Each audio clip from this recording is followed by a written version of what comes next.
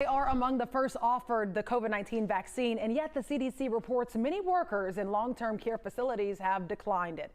So why would healthcare workers considered at high risk refuse the vaccine? Well, here's our Why Guy.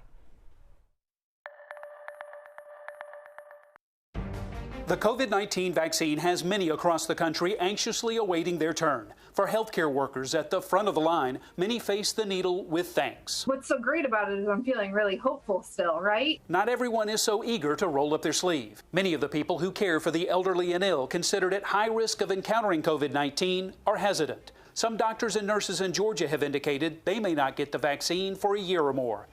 A survey by the Kaiser Family Foundation found 29% of the healthcare workers questioned likely would not get the vaccine. Let's look at the reasons why. That Kaiser survey found that more than half of all Americans have concerns that the vaccine is too new. Despite clinical trials that found no serious side effects from the vaccine, 59% of Americans worry about just that. Dr. Shanta Dubey of Georgia State University School of Public Health says it's reasonable that the attitudes of healthcare workers would reflect those of the rest of the country. Healthcare workers, although again they're on the front lines, they're also people.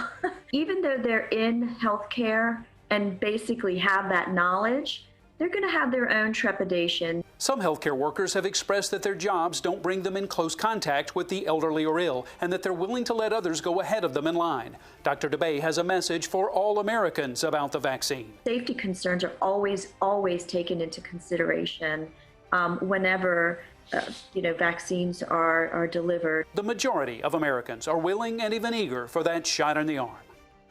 Ooh. Jerry, thank you. And if you have more questions for Jerry Carnes, our Why Guy, send it to us on Facebook, Twitter, or email.